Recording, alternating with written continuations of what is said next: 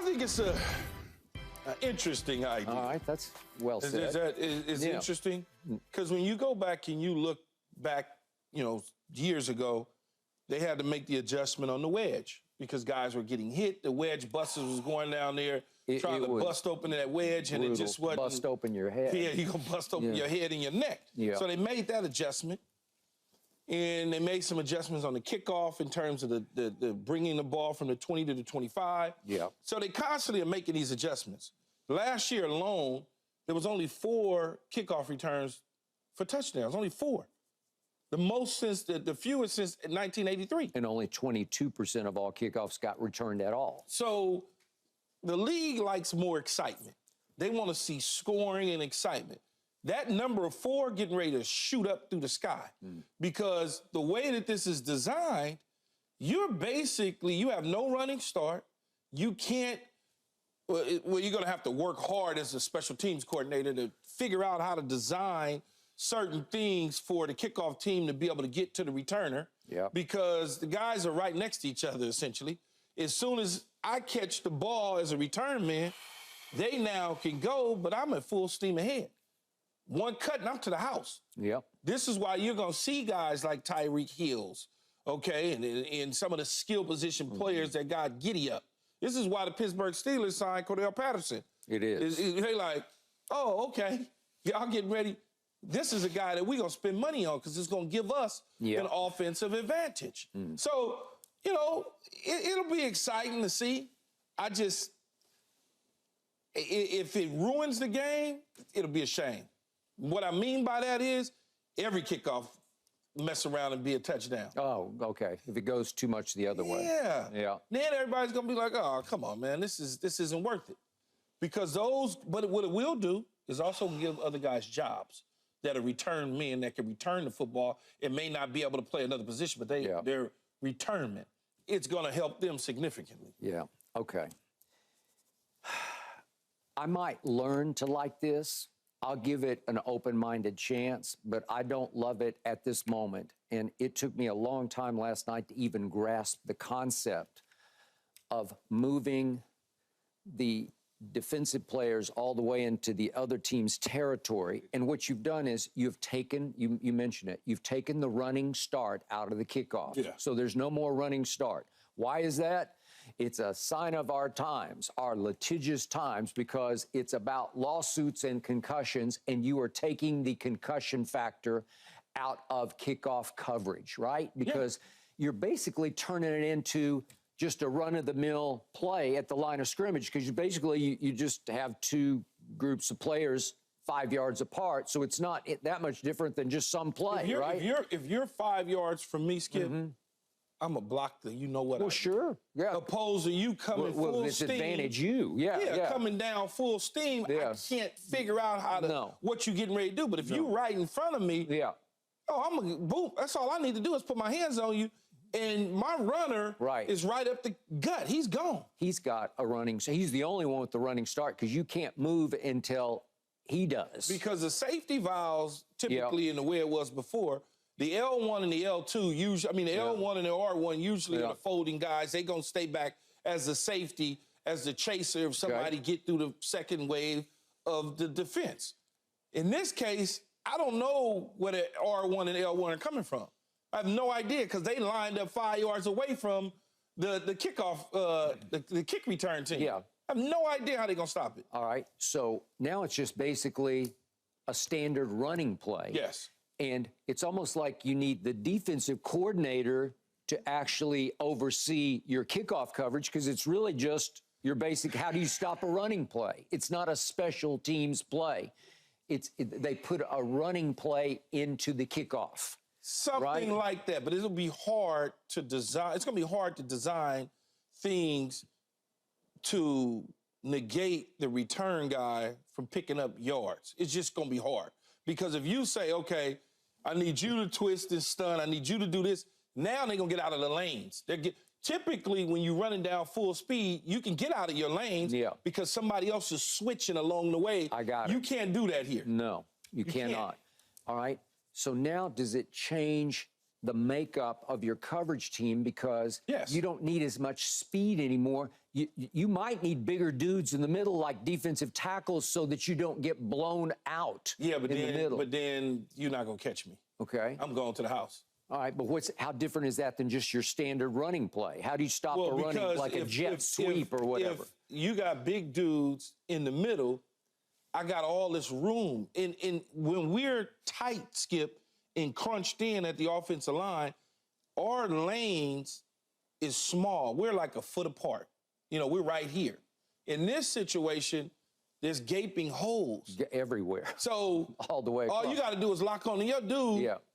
And he gonna run right past you. Yeah. So having big linemen out there, big stout dudes that can't run, no way in the world they gonna catch them little speedy dudes. Okay. No way. All right, but you don't want big dudes blowing smaller dudes off the ball like you don't want offensive linemen out there or your backup offensive lineman. Well, the part of it, I can elude you though. If you're a lineman and I'm coming at you from 5 yards, I could, as a small dude, I can go right around you. All right. I go right around you. Okay, so I'm not gonna let you get your hands on me. So do you think we're gonna see a whole lot of long returns? I do.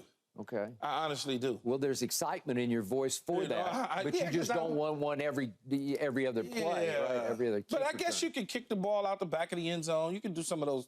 You know, it's like, again, it's gonna help guys that are on the streets that's looking for jobs that play special teams. That's a return guy or a kicker that got just a crazy deadly leg that can kick it into the stands. Yeah, those guys will get jobs. Yeah, they're gonna get jobs. All right. So as I watch the XFL plays, I think we're showing them now. It offends my eye because I'm a traditionalist. So are you in a lot of ways. I mean, you grow up with a game and it's supposed to be this way, and all of a sudden it looks shockingly, like appallingly different than you're used to, where you got all these players and they have to stay in place until the ball is caught, right? And until he takes off running, you can't move. And everybody's stationed on the wrong side of the field. But this happens, so when you're practicing special teams and kickoff, return, this is what happens in kickoff, return. They wait in practice for the returner to catch the ball, and then the coach says, everybody go. No, that's true. They don't just let them run down the field. Yeah. So there's some carryover in this from the things that you already practice every single day when you do special teams anyway. All right.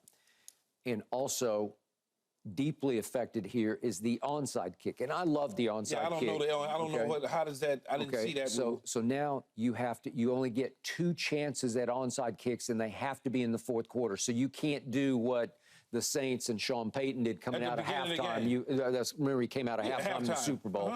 First, the kickoff of halftime, so he onside. Only in the fourth quarter? You can only onside in the fourth quarter, and you get 2 cracks at it, and you have to declare it. You have to tell the defensive, you have to say, we are onside kicking. Yeah, you line up onside hands team personnel, I know you onside kicking. Okay, well. There's Skip going out there versus a lineman. Yeah. Yeah, got an onside kicking. All right.